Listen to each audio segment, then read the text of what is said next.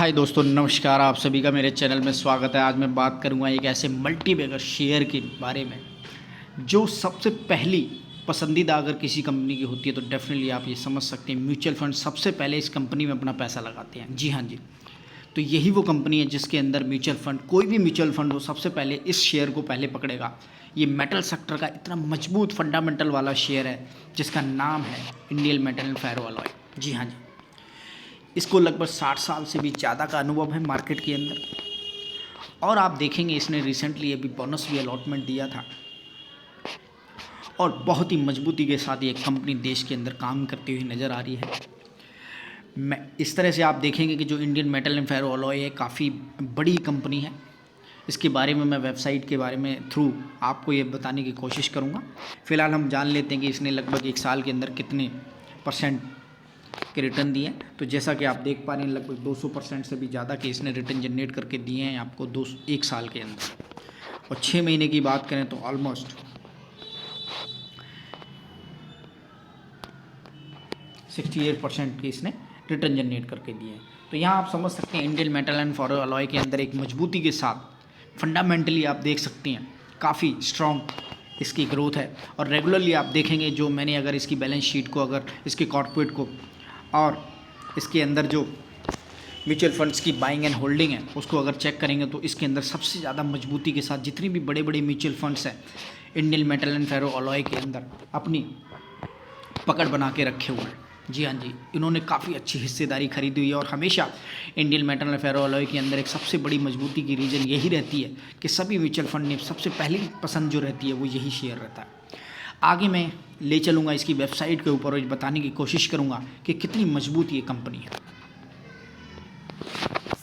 तो मैं लेकर आ गया हूँ इनकी वेबसाइट के ऊपर, जहाँ पर आप देख सकते हैं कि जो 90th बर्थ एनिवर्सरी का इनके ऊपर स्लोगन लगा हुआ है, जिसमें मिस्टर डॉक्टर बंशीधर पांडा जी और मिसेस ईला पांडा जी दोनों की फ़ोटो लगी हुई है, जिसके अंदर आप ये देख सकते हैं कि लगभग 60 year of the trust and transformation इस कंपनी को हो गए हैं।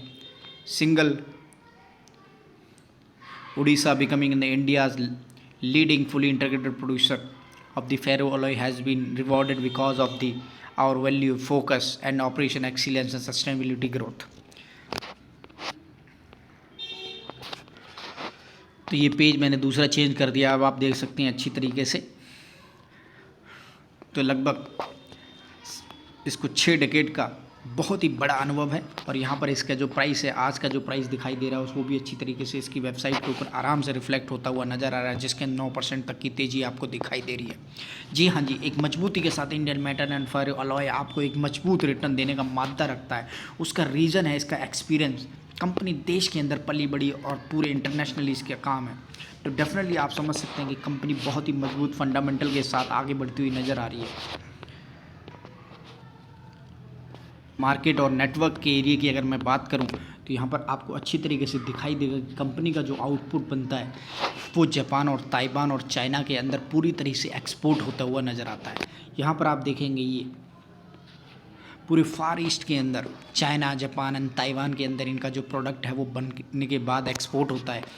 और वाइल इंडिया के अंदर भी काफ़ी अच्छे इसके जो जिंदल स्टील के साथ भी इनका काफ़ी अच्छा एंड शाह अलॉय, तो इस तरह से काफ़ी अच्छे बड़े।